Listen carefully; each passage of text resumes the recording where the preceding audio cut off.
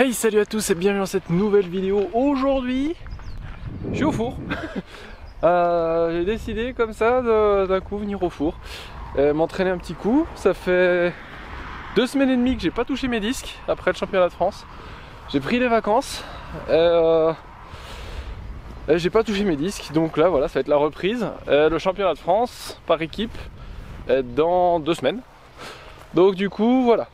Puis d'ailleurs, je vais faire un vlog sur le championnat de France par équipe parce que du coup on part en équipe, ça va être une ambiance complètement différente et je pense que ça va être pas mal à partager.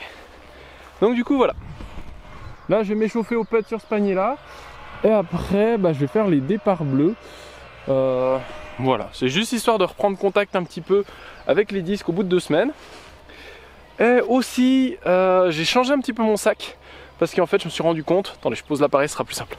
Parce que oui, comme je disais, je me suis rendu compte en fait que je joue très peu mes distance drivers et que je suis pas forcément très bon avec les distance drivers. Donc du coup, j'en ai plus que 3 dans le sac. Voilà, tout le reste c'est du fairway driver, du mid-range et du putter. Parce que concrètement, déjà, je peux envoyer un fairway driver à 130 mètres sans trop de problème. Donc sur 95% des parcours en France, ça suffit très largement ce genre de distance. Et un distance driver, à moins que je fasse une vraie distance line, un vrai gros S, il va pas m'apporter tant de distance en plus que ça. Et en plus, vu que j'ai lancement bien, je perds en contrôle. Donc je préfère perdre ces quelques mètres et gagner en contrôle plutôt que gagner des mètres et perdre en contrôle. Bon, je vais m'échauffer au putt sur le booty catcher et puis c'est parti. Ah oui, aussi je suis toujours entre les Keystone et les Merci. Donc ça va me permettre aussi de me décider sur quel putter je pars pour le reste de la saison.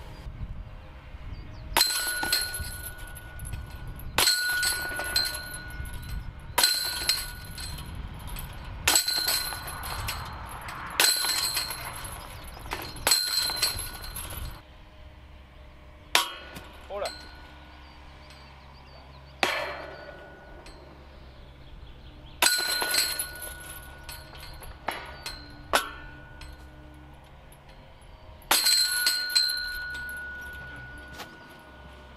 Et le putt aujourd'hui ça va pas être ça.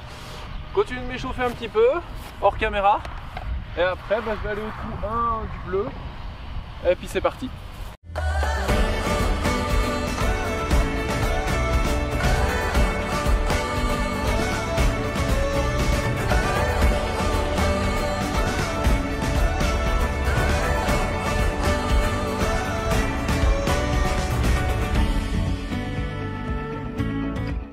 Donc alors, trou numéro 1 du parcours bleu, c'est un par 4, désolé pour le bruit, il y a des travaux juste à côté.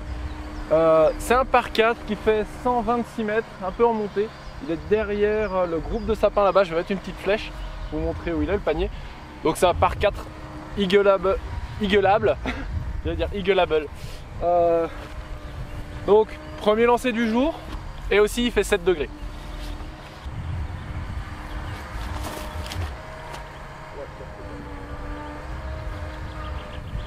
Premier lancé, bien bas. Allez, 2 depuis le premier, on va dire. Explorer.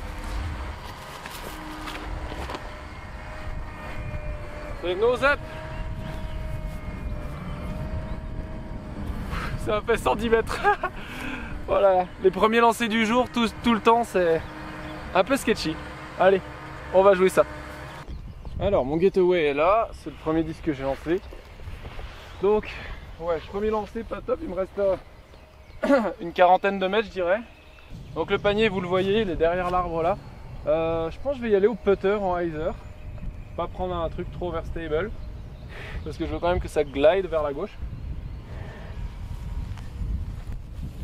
Donc j'y vais au maiden, bon, moins stable. Il y a 45 sacs, ouais, il y a 40 mètres, allez. On va lancer à 40.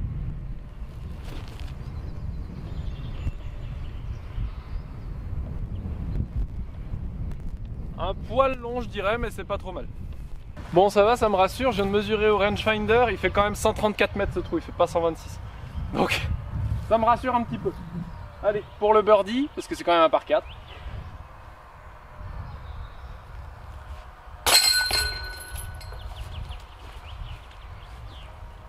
-1. Donc là, peut-être que le merci. Donc trou numéro 2, là vous voyez la bande. Hop. Parce que là quand je pose l'appareil, normalement, bah là vous le voyez plus. C'est un par 4 de 78 mètres. Là franchement je vais le jouer en par 3. C'est 78 mètres en par... Encore 134 mètres, ok. Mais 78, non, c'est un par 3. Donc vu que tout est un petit peu plus overstable ici, parce qu'on est quand même à 1200 mètres d'altitude, et bah tout simplement je vais jouer mon trust. Mais je sens que ça fait 2 semaines que j'ai pas lancé. C'est un peu à gauche, mais c'est bien. Ah, c'est au-dessus de la butte je crois. On a peut-être dû lancer un putter. Je vais lancer ou un harp pour que ça glide moins.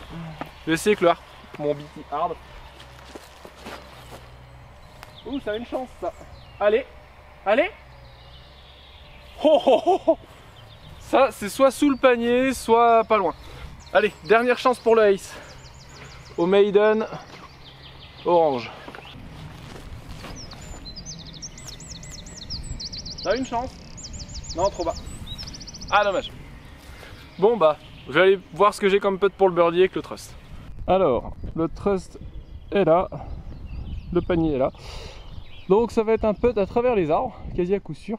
Je vais vous faire un petit plan à la Jomez pour si jamais j'arrive à mettre le putt, ce qui serait pas mal. Parce que je suis pas très loin, je dois être à 7 ou 8 mètres. Mais il y a quand même un petit gap à faire. Hop. Je suis complètement derrière l'arbre, je vois pas le panier. Là c'est un bon straddle. Et puis même comme ça, ouais c'est un peu très compliqué. Là je suis limite grand écart.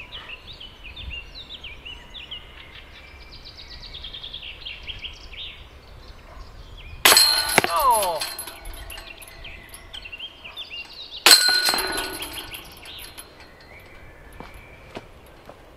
Bon c'était la correction aussi avec le keystone donc c'était facile.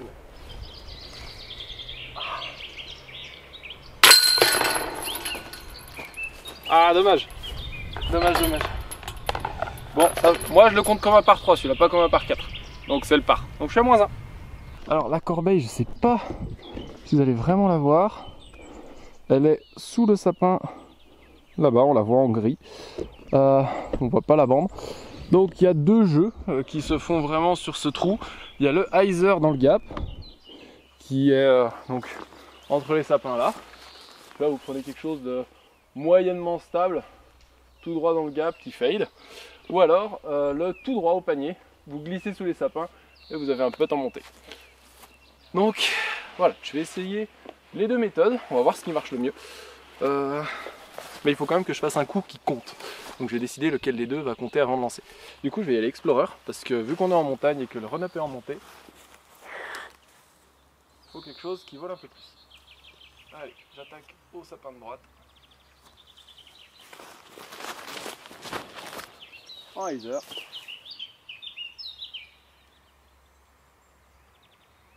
Et c'est au pied du panier. Ok, bon bah c'est bien. Et le deuxième, le tout droit, je vais y aller au corps, en hyzer flip.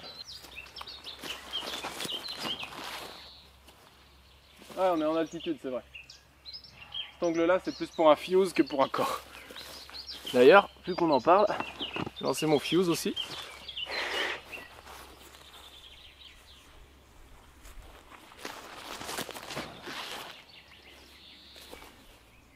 Ah, même lui, il va pas flipper et tourner à droite, quoi. Waouh. Ok, bon bah j'ai bien fait de faire le hyzer. Bon, je pensais être parqué, mais je le suis pas. Je suis quand même à 7-8 mètres encore. Donc je vais reprendre encore une fois un merci, un keystone. Ce coup-là, je vais péter avec le keystone en premier. Avec les doigts qui collent, parce qu'il fait humide.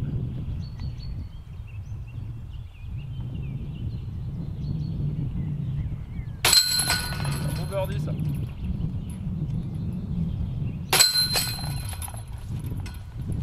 Double birdie.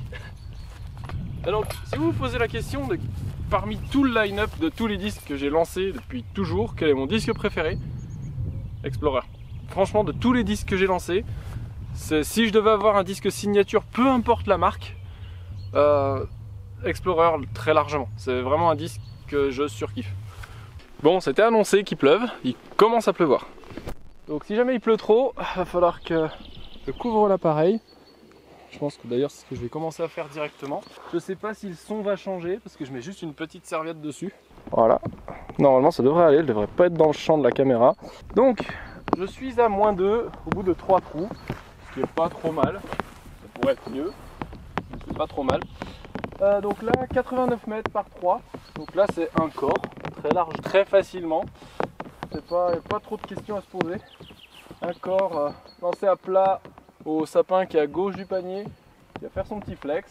Il n'y a que 90 mètres, donc pour le corps c'est pas loin du tout, c'est vraiment un disque qui va très très loin. Si vous cherchez un mid qui est légèrement understable et qui va très loin, prenez un corps. C'est vraiment un mid fantastique pour ça.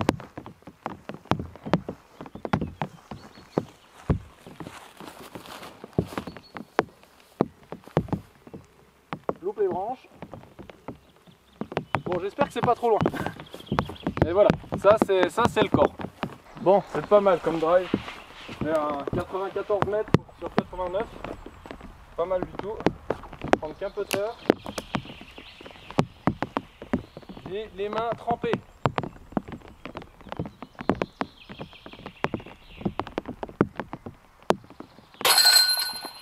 -3.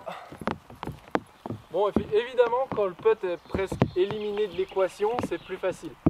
Parce que moi, vous le savez, je pense, le putt c'est pas mon point fort. Même si, quand je suis détendu, je suis capable de mettre 5-6 putts sur 10 depuis 15 mètres. Mais dès qu'il y a un petit peu de... c'est important, il faut le mettre, et bah j'ai un peu plus de mal avec le putt. Donc voilà, en mid-range, le corps, c'est vraiment un super mid pour dans les bois, pour quand vous avez vraiment des trajectoires à travailler. Donc le numéro 5, on voit le panier tout là-bas. Il fait 71 mètres, c'est un par 3. Et donc moi je vais passer dans la fenêtre de droite plutôt, en riser skip.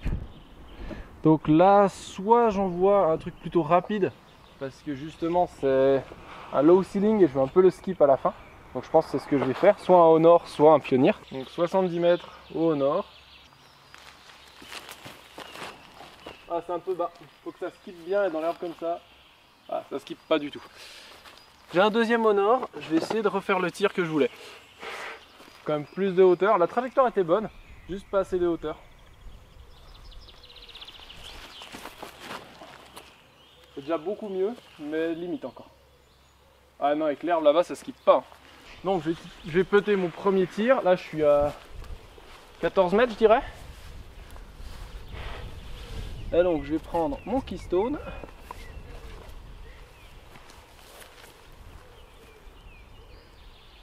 Là il y a vraiment un low ceiling en plus, donc il va falloir que je le spin bien. Donc low ceiling, des branches basses, que je lui mette bien de la rotation.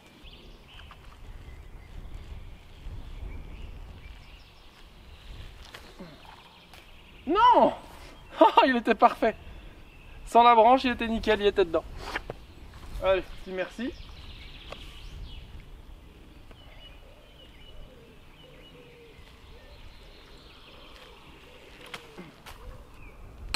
Encore la branche.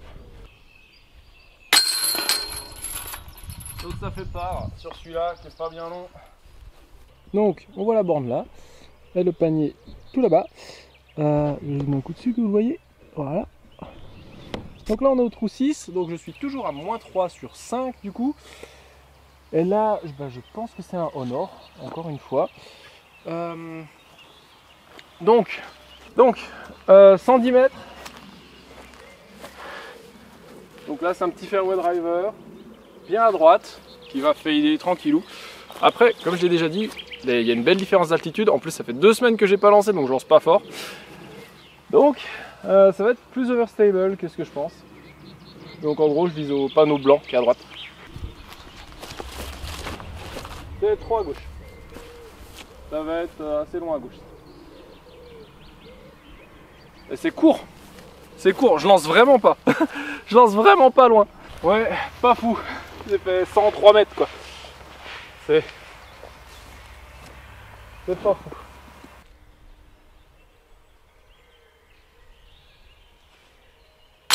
Wouh, bon putt ça. Ça c'est un bon putt. J'avais peur de pas réussir à prendre le birdie. Mais bon, c'est bien. Donc là, moins 4. Moins 4 au bout de 6. Ça va, c'est correct. Alors, trou 7, 70 mètres. Donc le panier est juste là-bas. J'ai fait le ace sur ce trou-là. Donc c'est plutôt satisfaisant. Je vais bien sûr tenter de le refaire. Avec mon Tournament X Maiden.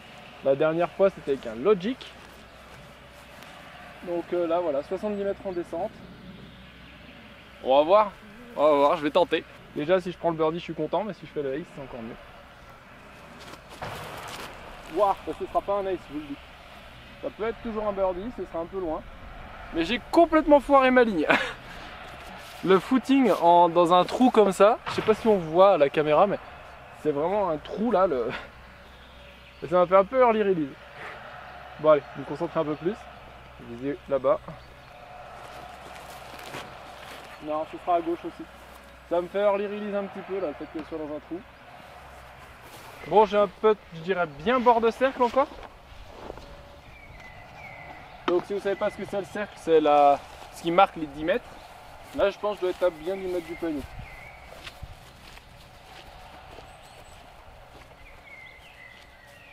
Un bon 9 mètres. Donc 9 mètres, allez.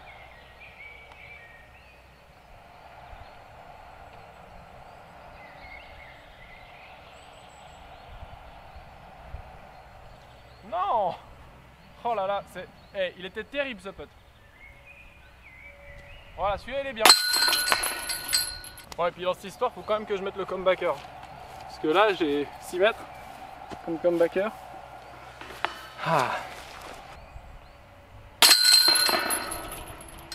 Ouais, 5,50 m on va dire. Donc toujours moins 4 sur 7. Après, moins 4 en soi, c'est pas un score exceptionnel. Parce que là, je viens de birdie un trou de 110 mètres, et le trou de 70 d'après, je fais le par.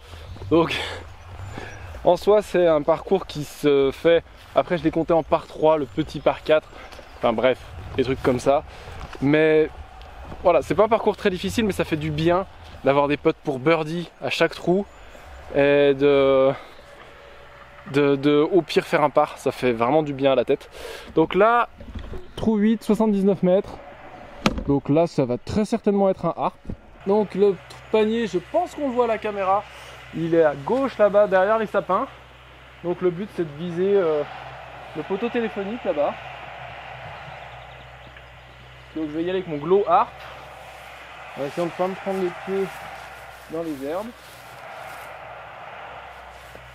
Et puis voilà, on va essayer de faire ça proprement.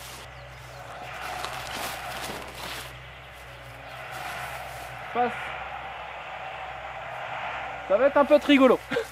Mais je pense que j'aurais dû y aller avec mon fugitif. Parce que lui, il aurait fait la trajectoire que je voulais. Ce harp est quand même bien overstable.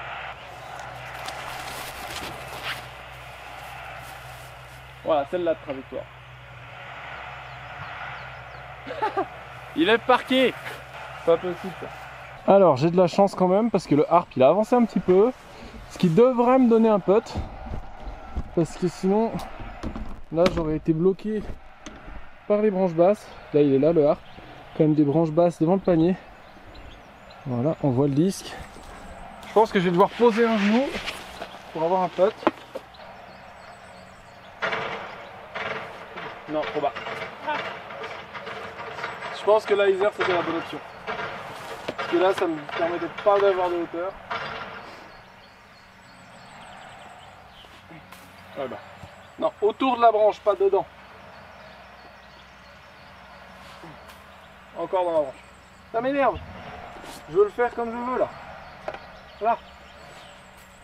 Non. Au-dessus, voilà là. Il y a trop de branches. J'arrive pas à passer. Évidemment.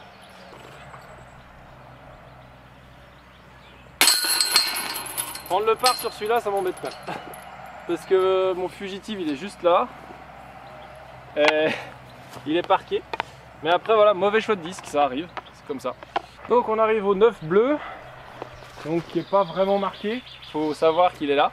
Donc, il est dans les sapins, à côté du marqueur du trou 1 du premier départ jaune, donc du trou 1 jaune, en regardant le panier là-bas qui est vers l'office du tourisme. Donc là je vais y aller, il me semble que c'est 80 et quelques mètres la distance, 85 si je dis pas de bêtises, 88. Donc je vais y aller, il y a un petit vent de face, mais je vais quand même essayer d'y aller au compas. On va voir ici si le compas flippe ou pas, justement.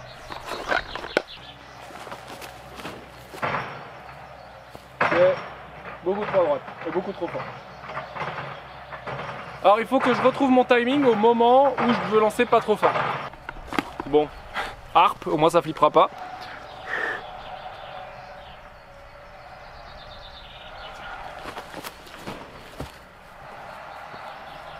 Voilà, ça c'est bien lancé. Correct.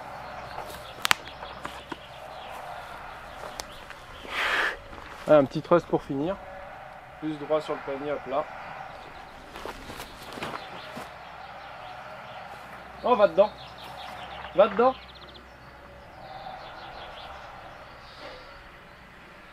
Ok, bon bah c'était pas loin. Bon, maintenant je vais devoir aller faire mon putt de 20 mètres avec mon compas. Allez. Bon, je peux encore sauver le birdie. Donc c'est en montée. Encore une fois, bien 12 mètres.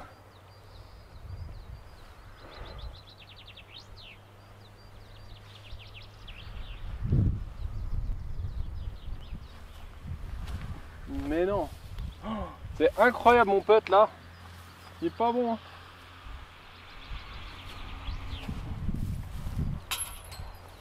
On voit la différence de stabilité entre le Merci et puis le Keystone.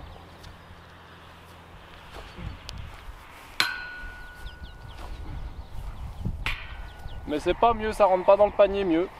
Donc